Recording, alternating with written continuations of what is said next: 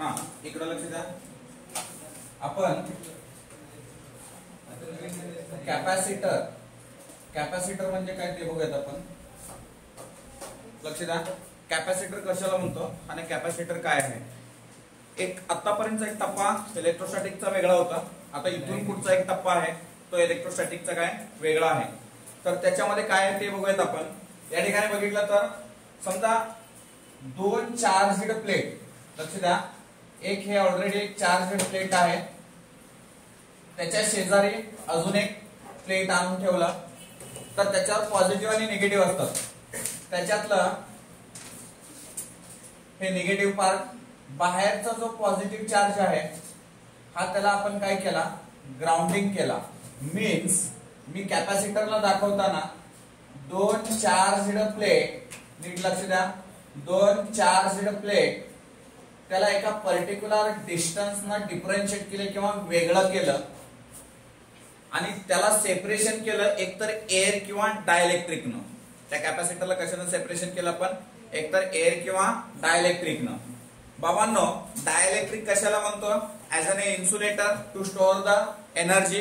Here this capacitor is also to store the energy. Capacitor सुद्धा काय काम करतं एनर्जी स्टोअर करण्याचं काम करतं.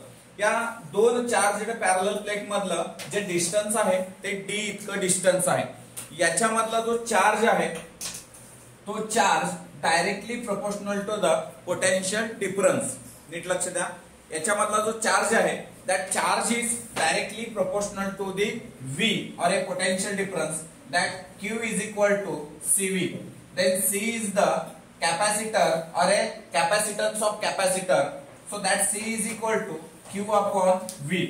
So हे जे कॅपॅसिटर आहे हे आपल्याला याचं जे SI युनिट आहे बाबांनो हे युनिट आपल्याला आहे फॅराडे. काय आहे याचं SI युनिट फॅराडे आहे. या कॅपॅसिटरला आपण वेगवेगळ्या याच्यामध्ये कन्व्हर्जन करतोय म्हणजे वेगवेगळ्या याच्यामध्ये जसं की 1 मायक्रो फॅराडे म्हणजे 1 into 10⁻⁻6 farad. 1 nano farad 1 into 10⁻⁹ farad. 1 pico farad 1 into 10⁻⁻12 farad. लक्ष द्या. याच्यामध्ये एकदम सिंपल म्हणजे मी जास्त डिटेल मध्ये जाणार नाही. जास्त महत्वाचा जो पार्ट आहे आपण तिकडे फोकस करणार आहे. पण त्याच्या आधी मी तुम्हाला सांगितलं कॅपॅसिटरला डिनोट करतो सी न. कॅपॅसिटर म्हणजे काय दोन चार्जड प्लेट हे पॅरलली ठेवले एक डिस्टन्स डी न सेपरेट करून. ओके. त्याच्यामधलं जे चार्ज आहे that charge is directly proportional to the potential difference between that two charged plate. That is Q equal to CV. Then C is equal to Q upon V. Its SI unit is an Faraday. So आपण ह्याला अशा पद्धतीनं ही दाखवू शकतो. बाबांनो कॅपॅसिटरचे तीन type आहेत. एक आहे सिलेंड्रिकल कॅपॅसिटर, दुसरा आहे स्फेरिकल कॅपॅसिटर, तिसरा आहे पॅरलल प्लेट कॅपॅसिटर. नीट लक्ष द्या. परत एकदा मी काय म्हटलं पहिलं म्हटलं सिलेंड्रिकल कॅपॅसिटर, दुसरं म्हटलं स्फेरिकल कॅपॅसिटर, तिसरं म्हटलं पॅरलल प्लेट कॅपॅसिटर. असे तीन टाइपचे कॅपॅसिटर आहेत. बट आपल्या 12वी बोर्डाला इतकं जास्त डिटेल मध्ये नाहीये. हे फक्त इंट्रोडक्शन मध्ये लक्षात ठेवा. आता मी इकडे येतोय ते कॅपॅसिटरचे वेगवेगळे कॉम्बिनेशन बघणार आहे आपण. कॅपॅसिटरचे काय बघणार आहे कॉम्बिनेशन बघणार आहे. ते कॉम्बिनेशन काय आहे. पहिलं कॉम्बिनेशन आहे सिरीज कॉम्बिनेशन. म्हणजे आपण काय केलं तीन कॅपॅसिटर आपण जे आहे ते पॅरलली सिरीज मध्ये जोडले. म्हणजे काय consider C1, C2, C3, 3 capacitors are connected in series across that potential difference. C1 across V1 PD, C2 across V2 PD, C3 across V3 PD. So याच्यामध्ये एक लक्षात ठेवा all capacitor च्या across Q is the charge. Charge is the same. Charge is the same for all capacitor. All capacitor साठी charge same असणार आहे. But V means काय PD is different for all capacitor. म्हणजे हे तीन जे capacitor आहेत त्यांच्या कॅपॅसिटरच्या अक्रॉस पोटेन्शियल डिफरन्स वेगळा आहे. काय सेम आहे यांच्या अक्रॉसचा चार्ज सेम आहे. Suppose I want to take the total charge. मला टोटल चार्ज हवाय किंवा मला टोटल पोटेन्शियल हवाय. आता पोटेन्शियल बरोबर आपण काय टाकू शकतो इथं बघा, याच्यावर मी C इज इक्वल टू काय Q by V, Q is equal to काय माझ्याकडे CV. मग मी असं करू शकतो का बघा, इथं मी सिरीज कॅपॅसिटर काढलं, हे टोटल पोटेन्शियल आहे. तर मला इथं जर टोटल चार्ज काढायचा झाला तर तो किती असतो, Q बरोबर CS इंटू V. देन मला इथं काय आलं, Q बरोबर CS इंटू V, तर V बरोबर काय तर Q बाय CS मिळालं. V बरोबर काय मिळालं मला, Q बाय CS. असंच PD अक्रॉस हे काय झालं, हे PD अक्रॉस काय झालं, टोटल कॅपॅसिटर ऑल कॅपॅसिटरच्या अक्रॉस झालं. इथं काय PD अक्रॉस मला कोणाच्या काढायचं आहे, C1 च्या. ते किती येतं, V1 into Q upon C1.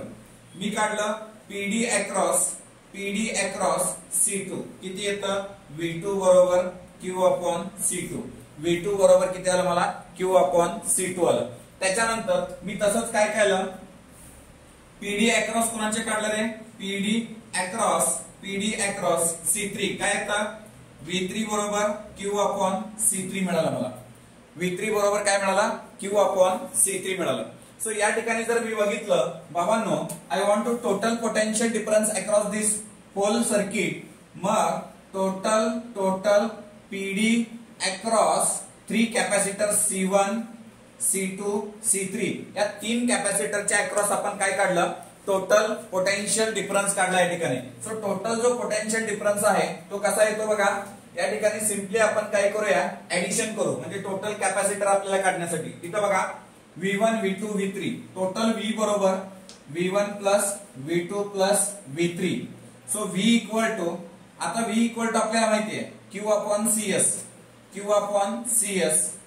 Upon C1 V1 माहिती आहे, plus Q upon C2 Q upon C3.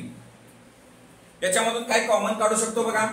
So therefore Q upon CS बरोबर Q कॉमन काढलं, ब्रॅकेट मध्ये काय आलं बघा, 1 upon C1 1 upon C2 1 upon C3. हे 3 कॅपॅसिटर आले. मी काय केलं इथं Q कॅन्सल केलं, तर बाबांनो मला मिळालं 1 अपॉन CS बरोबर 1 upon C1 1 upon C2 1 upon C3. असे कॅपॅसिटरचं हे मला सिरीज कॉम्बिनेशन मिळालं. कसं मिळालं, सिरीजचा फॉर्म्युला मिळाला. पण बाबांनो आपल्याला जर n नंबर ऑफ कॅपॅसिटर जोडले, असे भरपूर कॅपॅसिटर जोडले, तर 1 अपॉन CS बरोबर 1 upon C1 1 upon C2 1 upon C3 dot dot dot dot dot dot 1 upon CN असे भरपूर n नंबर ऑफ कॅपॅसिटर जर आपण जोडले, तर बर ते पण C1 C2 C3 हे सगळे CN पर्यंतचे या सगळ्यांची व्हॅल्यू सेम आहे. प्रत्येकाची व्हॅल्यू काय घेतली आपण, C ची घेतली. तर 1 अपॉन CS बरोबर 1 upon C 1 upon C 1 upon C हे असंच जर ऍड करत गेलो, तर 1 अपॉन CS बरोबर n अपॉन C. तर ह्याला उलट केलं तर CS बरोबर C अपॉन n. हे आपल्याला काय मिळालं रे बाबांनो, CS बरोबर C अपॉन n हे मिळालं आपल्याला टोटल कॅपॅसिटन्स. पण बाबांनो जर मी दोनच कॉम्बिनेशन कन्सिडर केलं, म्हणजे कसं, समजा मी 2 कॅपॅसिटर घेतले, इथं कसं 1 अपॉन CS बरोबर, हे सीईटी साठी कधी कधी फॉर्म्युले डायरेक्ट आपल्याला वापरावे लागतात. तर हे फॉर एक्स्ट्रा इथपर्यंत आपल्याला डेरिव्हेशन एंड होतंय 3 मार्काचं. पण इथनं जर पुढे बघायचं झालं तर 2 कॅपॅसिटर आपण सिरीज मध्ये जोडले, तर त्याचं इक्वेशन लिहायचं आहे 1 अपॉन CS बरोबर, याला इकडे पाठवलं याला इकडे तिरकस गुणाकार केला, C2 plus C1 upon C1 into C2. परत मला याला उलट करायचं आहे, तर CS बरोबर C1 C2 divide by C1 plus C2. हे डायरेक्ट फॉर्म्युला मला कुणाचा, 2 कॅपॅसिटर जर कसे जोडले सिरीज मध्ये जोडले तर त्याचा डायरेक्ट मला काय करता येईल, CS. या फॉर्मॅट मध्ये 1 अपॉन CS करावं लागेल, याचं सगळं बॅलन्स करावं लागेल, मग त्यावेळेस आपण व्हॅल्यू काढावी लागेल. या फॉर्मॅट मध्ये काय करावं लागेल, डायरेक्ट व्हॅल्यू टाकायची. जर 3 कॅपॅसिटर जोडले, 3 कॅपॅसिटर जर सिरीज मध्ये असतील तर ते कसं 1 अपॉन CS बरोबर 1 upon C1 1 upon C2 1 upon C3. आताच बघितलं आपण. जर याचं जर मला मल्टिप्लिकेशन घ्यायचं झालं CS बरोबर C1 C2 C3, इथं कसं सिंगल होतं C1 C2 C2 C3 plus C1 C3. Clear आहे का बघा, सगळ्यांची एक एक अशी कॉम्बिनेशन. असं जर C4 घेतलं, 4 कॅपॅसिटर घेतले तर C1 C2 C3 C4, परत C1 C2 C3 C1 C3 C4 C1, या अशा पद्धतीने आपण त्याला जाऊ शकतो, किंवा C2 C3 C4. अशा पद्धतीने आपण यांचं कॉम्बिनेशन घेऊ शकतोय. तर अशा पद्धतीने हे डायग्राम हे डायरेक्टली इक्वेशन आपण लिहू शकतोय. हे कोणाचं कॉम्बिनेशन झालं? हे series combination of the capacitor. It's an very important right.